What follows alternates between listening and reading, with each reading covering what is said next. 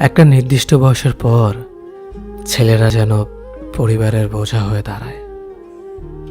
একটা নির্দিষ্ট বয়সের পর ছেলেদের বাড়ি ছেড়ে বের হতে হয়, কিন্তু আর কখনো বাড়িতে ফেরা হয় না ঠিক আগের মতো করে। স্কুল ছুটি হলে যেমনটা বাড়ি ফিরে আসতো। একটা নির্দিষ্ট বয়সের পর ছেলেদের জন্য পৃথিবীটা কঠিন হয়ে দাঁড়ায়। কেউ পাশে থাকে না তখন।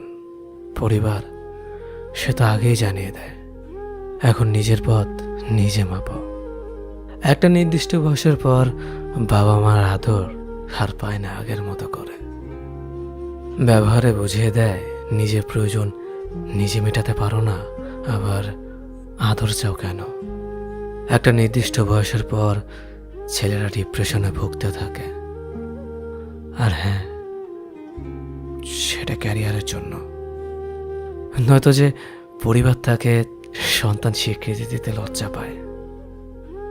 একটা নির্দিষ্ট বয়সের পরে পরিবারের কাছে সামান্য কিছু আবদার করার যোগ্যতা হারিয়ে ফেলে ছেলেরা। তখন মোবাইলের রিচার্জের জন্য 20 টাকা পরিবার থেকে চাওয়ার চেয়ে আত্মহত্যাটাই সহজ মনে হয়। নির্দিষ্ট একটা সময়ের পর ছেলেদের চারপাশটা ধীরে ধীরে সংকুচিত হয়ে আসে। এই সময়টাতে একটা ছেলে কতটা কষ্টে থাকে সেটা কেউ জানতে পারে না। একটা নির্দিষ্ট সময়ের পর পৃথিবী জানিয়ে দেয় তুমি সোনার চামচ মুখে নিয়ে জন্মাওনি। তখন পৃথিবী তোমাকে একা ছেড়ে দিবে।